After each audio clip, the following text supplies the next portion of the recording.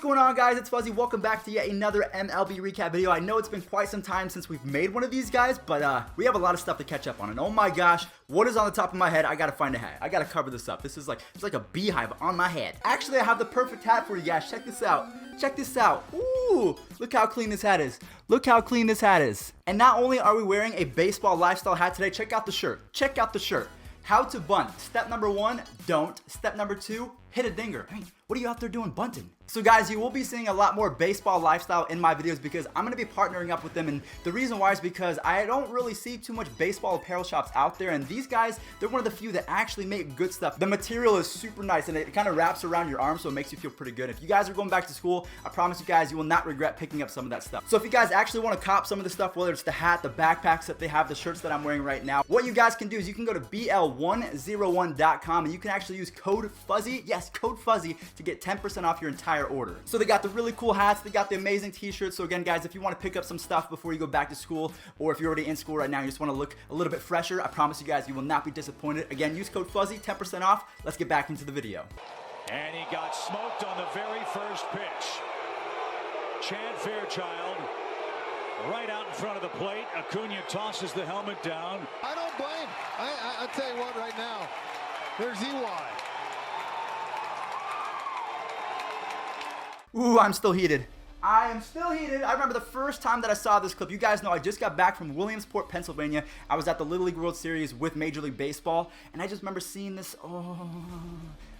Now, before we get more in-depth with the story, I want to give my quick little opinion. I don't agree with what he did. I think Urena is one of the biggest you-know-whats in all of Major League Baseball. The fact that you are such a coward, you don't want to pitch to this guy because he has 8 home runs in the last 8 games. I think he had 4 straight games or 5 straight games with a home run. Ronald Acuna was destroying the National League, and you thought to yourself, you know what, I can't get him out, so let me beat him in the elbow.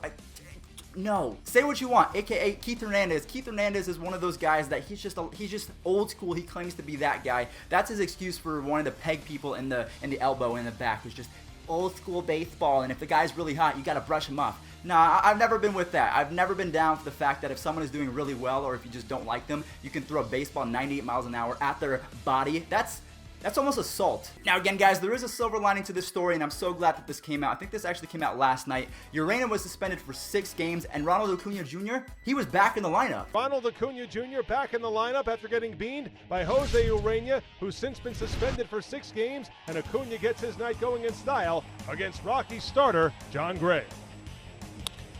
And this is sharply hit, not through the left side despite the shift for a knock. He said, you know what, I don't even care if I was beaten in the elbow by a 98 fastball. I'm going to go ahead and, I'm going to take a little fastball up the middle past Trevor Story. Ronald Acuna Jr., I tip my cap off to you, sir. You are legendary. So I know that I was gone and I cannot give my opinion, but that is my final verdict. I think that Urena is the biggest coward in all of baseball. I know some of you guys might disagree with me out there and say that he was just trying to brush him off the plate. He wasn't actually going for his elbow. He actually threw it at his back, and then Acuna turned the wrong way. So I understand that, but still, I'm on the fence when it comes to beating players on purpose. Like Aaron Judge, he's still out. He's missed almost a month of baseball because he got hit in the wrist, and now I'm not a fan of that. I'm just not cool with people being able to throw 100 miles an hour and taking an actual hard object and throwing it. I'm just not okay with that. Like, I'm actually physically upset at the fact that Ronald Acuna, his season could have been ended right there. So now that I have given you guys my opinion, I want to know in the comment section down below, are you on the side of Ronald Acuna Jr., or are you on the Marlins side and the Urena side where you thought to yourself, you know what, this guy's on fire, he's on top of the world right now, the ball looks like a beach ball to him, so anything I throw,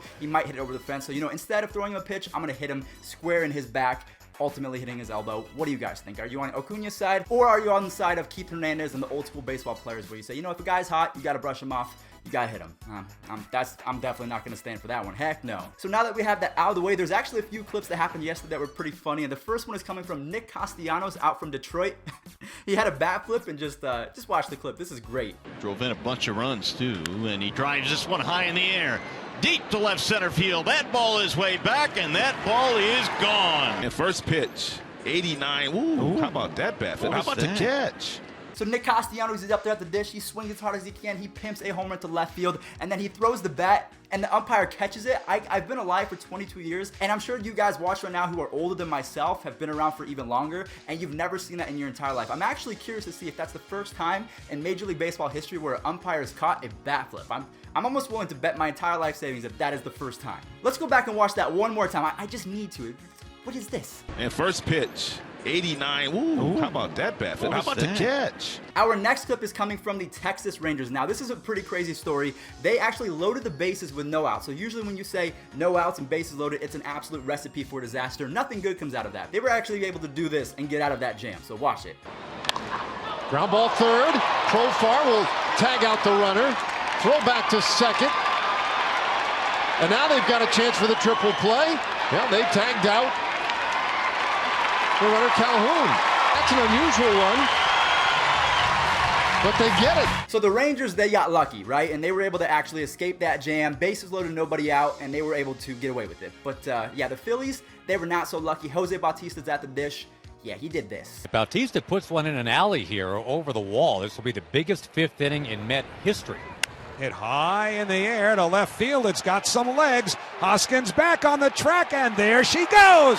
Grand slam, Jose Bautista. I think it's so funny to watch players that were so good back in their prime, and as they age, they're kind of shuffling around from team to team. So he was cut from the Braves. Now he signed with the Mets, and he's actually doing fairly well with the Mets. So he went 3 for 4, Jose Bautista did, with the grand slam. He actually had to hit off Scott Kingery, a position player. So Jose Bautista, he's putting the National League on notice. I'm not saying the Mets are going to come back, but they're starting to look like the team that first started off the season 11-1. I don't know if you guys remember, but the New York Mets, the worst baseball team in all of baseball aside from the Orioles, actually started off this season 11-1. I completely forgot about that. Totally forgot. But yeah, they're playing pretty good baseball right now. Hopefully that they can continue to play well. That way Jacob deGrom can get some more wins, because Jacob deGrom needs to win this Cy Young. I know Max Scherzer's playing out of his mind too, but Jacob deGrom with a sub-2 ERA, I mean, the guy's lights out.